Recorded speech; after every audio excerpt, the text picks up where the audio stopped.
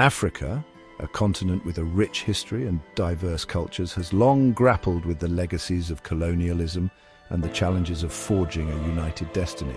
Within this complex tapestry, the pursuit of Pan-Africanism, a movement advocating for the solidarity and self-determination of African people, has been a recurring theme. Two figures separated by time and circumstance stand out for their unwavering commitment to this ideal: Moammar Gaddafi of Libya and Ibrahim Traore of Burkina Faso. This essay delves into their leadership styles, legacies, and contributions to the Pan-African cause, highlighting both their shared aspirations and contrasting approaches. Gaddafi, a towering figure who dominated Libyan politics for over 4 decades, emerged as a vocal proponent of African unity on the world stage. His vision, often grandiose and controversial, sought to establish a United States of Africa, complete with a single currency and continental military force. Traore, a younger leader who rose to prominence in the wake of political upheaval in Burkina Faso, represents a new generation of Pan-Africanists, drawing inspiration from Thomas Sankara's revolutionary ideals while embracing a more pragmatic approach to governance. Despite their differences in style and approach, both leaders shared a fundamental belief in the need for African nations to chart their own course, free from external interference and exploitation. Their unwavering commitment to anti-imperialism, economic independence, and the cultural revival of the African continent has left an undeniable mark on the political landscape, inspiring both admiration and controversy. As we explore their journeys, we gain a deeper understanding of the complexities of Pan-Africanism and its enduring relevance in the 21st century. At the heart of both Gaddafi and Traore's political philosophies lay a deep-seated resistance to Western hegemony and a firm belief in the need for African nations to assert their sovereignty on the global stage. Gaddafi, known for his fiery rhetoric and confrontational stance towards the West, openly challenged the dominance of the United States and its allies, accusing them of perpetuating neo-colonialism through economic policies and military interventions. He called for the establishment of alternative institutions to the World Bank and the International Monetary Fund, advocating for greater economic independence and South-South cooperation. Traore, while sharing Gaddafi's disdain for Western interference, has adopted a more measured approach, focusing on concrete actions to reduce his country's dependence on foreign aid and strengthen ties with non-Western partners. His decision to expel French troops from Burkina Faso, a symbolic move that resonated with many across the continent, signaled a break from the traditional reliance on former colonial powers for security. Instead, he has turned to countries like Russia and Turkey, seeking military cooperation and economic partnerships that align with his vision of a more multipolar world. This defiance of the established global order, while applauded by many for its boldness, has also drawn criticism and accusations of recklessness. Gaddafi's support for armed groups and his involvement in regional conflicts, often driven by a desire to counter Western influence, led to accusations of destabilizing the continent. Traore's pivot towards Russia, a move seen by some as aligning with an authoritarian power, has raised concerns about his commitment to democratic principles. Despite these controversies, their unwavering stance against Western hegemony has resonated with many Africans who view it as a necessary step towards true independence and self-determination. Their actions have challenged the status quo, forcing a reassessment of power dynamics and prompting a broader conversation about the future of Africa's relationship with the rest of the world. Central to the Pan-Africanist vision is the pursuit of economic liberation, a goal that both Gaddafi and Traore have pursued with varying degrees of success. Gaddafi, leveraging Libya's vast oil wealth, embarked on ambitious projects aimed at fostering African unity and reducing the continent's dependence on Western financial institutions. He championed the creation of the African Central Bank, envisioned a Pan-African currency backed by gold, and invested heavily in infrastructure projects across the continent. Traore, operating within the constraints of a much smaller economy, has focused on grassroots reforms aimed at empowering local communities and achieving food self-sufficiency. His administration has implemented policies to nationalize gold mines, promote local processing of raw materials, and provide farmers with access to essential resources. However, the implementation of these ambitious plans has often fallen short of the grand vision. Gaddafi's projects, while impressive in scale, were often plagued by corruption and mismanagement, and their impact on the lives of ordinary Africans remained limited. His proposed gold dinar, while symbolically powerful, faced resistance from other African leaders and never gained widespread acceptance. Traore's reforms, though more grounded in reality, face an uphill battle against deeply entrenched economic structures and the challenges posed by climate change and insecurity. His success in achieving sustainable economic transformation will depend on his ability to navigate these complexities and build a more inclusive and resilient economy. Despite the challenges, the quest for economic liberation remains a powerful driving force in Africa. Both Gaddafi and Traore, in their own ways, have contributed to this ongoing struggle, highlighting the importance of resource control, self-reliance, and regional integration as pathways to achieving true economic independence. In their pursuit of Pan-African ideals and resistance to Western dominance, both Gaddafi and Traore recognized the importance of strategic alliances on the global stage. Gaddafi, operating during the Cold War, adopted a non-aligned stance, seeking to play off the superpowers against each other while forging ties with like-minded nations in the developing world. He supported various liberation movements across Africa and beyond, providing financial and military aid to groups fighting against colonialism, apartheid, and Western-backed regimes. Traore, leading Burkina Faso in a multipolar world order, has sought to diversify the country's partnerships, moving away from traditional alliances with France and other Western powers. His overtures to Russia, Turkey, and other non-Western actors reflect a pragmatic approach to security and development, seeking to secure support for his government and reduce dependence on former colonial powers. However, these alliances have not been without their complexities and controversies. Gaddafi's support for armed groups often backfired, leading to accusations of destabilizing the region and entangling Libya in protracted conflicts. His relationships with other African leaders were often strained, marked by accusations of meddling in their internal affairs. Traore's pivot towards Russia has raised concerns about his government's commitment to democratic principles and human rights, particularly given Russia's own track record in these areas. The long-term implications of these shifting alliances for Burkina Faso and the region remain to be seen. Despite these challenges, the pursuit of strategic partnerships outside the traditional Western sphere reflects a growing desire among many African nations to assert their agency in a changing world. Both Gaddafi and Traore, in their own ways, have challenged the established geopolitical order, demonstrating the importance of strategic autonomy and forging alliances that serve the interests of the African continent. Section 5. Contrasting styles, shared goals, charisma, pragmatism, and popular support.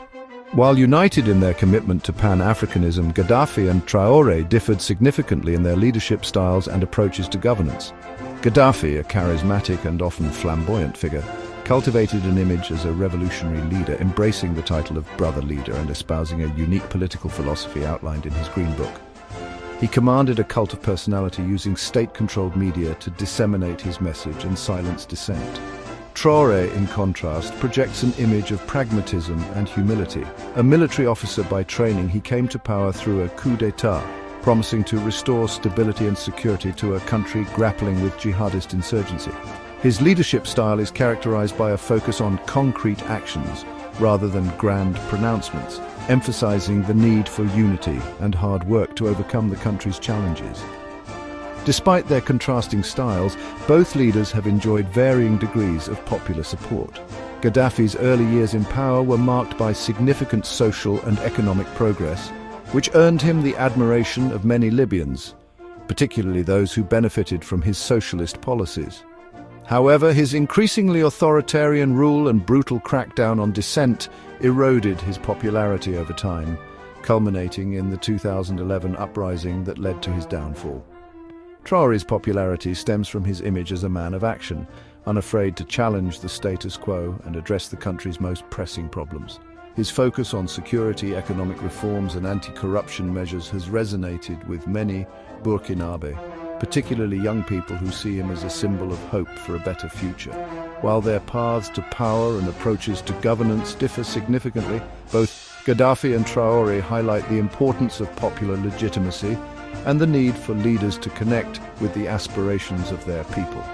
Their legacies serve as a reminder that the pursuit of Pan-African ideals must go hand in hand with a commitment to good governance, accountability, and the protection of human rights. Section 6, Traore's Grassroots Revolution, Empowering the People. Ibrahim Traore's emergence as a leading figure in the Pan-African movement signals a shift towards a more grassroots and action-oriented approach to achieving continental unity and progress. Unlike Gaddafi's top-down state-centric model, Traore emphasizes the empowerment of local communities and the importance of self-reliance in driving development.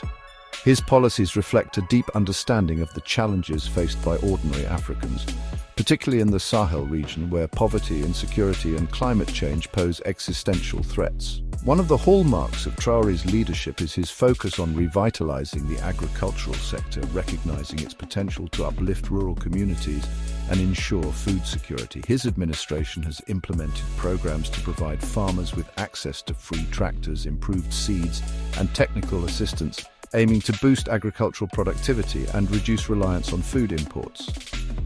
Beyond agriculture, Traore has also prioritized education and healthcare, recognizing their importance in human capital development and improving the overall well-being of the population. His government has increased investments in these sectors, aiming to expand access to quality education and healthcare services, particularly in rural areas. Furthermore, Traore has taken steps to address the issue of corruption, a long-standing obstacle to development in Burkina Faso and across the continent. He has implemented measures to enhance transparency and accountability in government, cracking down on embezzlement and mismanagement of public funds. By prioritizing the needs of ordinary people and empowering them to become agents of change, Traore's grassroots revolution offers a compelling model for Pan-African development. His focus on self-reliance, local ownership, and sustainable solutions resonates with the aspirations of many Africans who yearn for a future free from poverty, dependence, and external interference. Section 7. Gaddafi's Grand Designs, a legacy of ambition and contradiction. Moammar Gaddafi's legacy in the Pan-African movement is a complex tapestry woven with threads of ambition, contradiction, and unfulfilled potential. On the one hand, he stands as a towering figure who dared to challenge the global status quo, advocating for a united and assertive Africa on the world stage. His unwavering commitment to anti-imperialism, his financial and logistical support for liberation movements across the continent, and his ambitious plans for continental integration inspired generations of Pan-Africanists. Gaddafi's vision extended beyond the political realm, encompassing economic and social spheres as well. He invested heavily in infrastructure projects across Africa, from roads and railways to telecommunications networks, aiming to connect the continent and foster intra-African trade. He championed the creation of the African Union, envisioned a Pan-African currency backed by gold, and proposed ambitious plans for a continental military force to defend African interests. However, Gaddafi's legacy is also marred by contradictions and inconsistencies that ultimately undermined his Pan-African goals. His authoritarian rule, suppression of dissent, and human rights abuses tarnished his image and alienated many within and outside Libya. His foreign policy, often driven by a desire to counter Western influence, led to interventions in neighboring countries, fueling instability and regional conflicts. Moreover, Gaddafi's grand projects, while ambitious in scope, were often poorly implemented, plagued by corruption and mismanagement. His top-down approach to development, while well-intentioned, often failed to translate into tangible benefits for ordinary Africans. In the end, Gaddafi's legacy serves as a cautionary tale, highlighting the importance of matching grand visions with good governance, respect for human rights, and a genuine commitment to inclusive development. While his contributions to the Pan-African movement should not be dismissed, his shortcomings serve as a reminder that the path to a united and prosperous Africa requires more than just bold pronouncements and ambitious projects.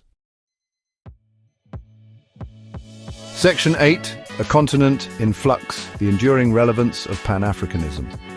Despite the contrasting legacies of leaders like Gaddafi and Traore, the spirit of Pan-Africanism remains a potent force shaping the continent's destiny. The challenges that initially sparked the movement, colonialism, exploitation, and the denial of African agency, may have evolved, but they persist in various forms. Neo-colonial economic structures, climate change, global power imbalances, and internal conflicts continue to hinder Africa's progress, making the call for unity, self-reliance, and shared prosperity as relevant as ever. Today, Pan-Africanism finds expression in various forms, from regional integration initiatives like the African Continental Free Trade Area to grassroots movements demanding social justice, economic equality, and an end to bad governance.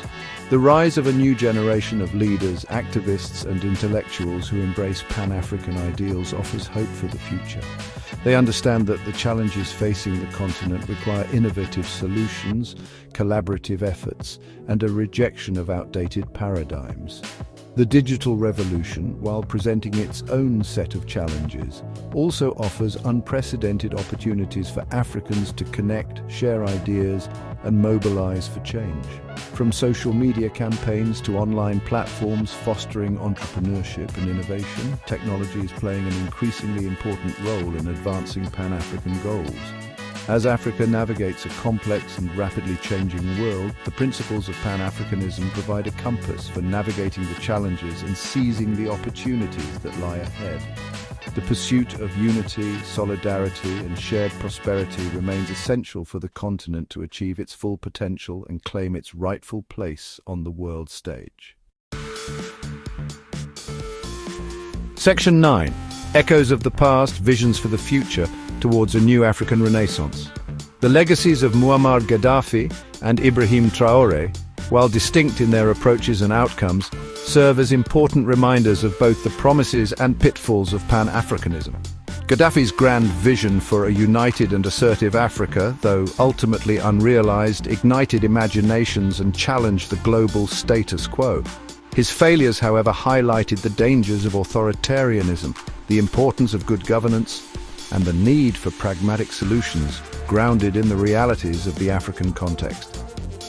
Traore's grassroots revolution, with its emphasis on self-reliance, community empowerment, and sustainable development, offers a more grounded and potentially more effective model for achieving Pan-African goals.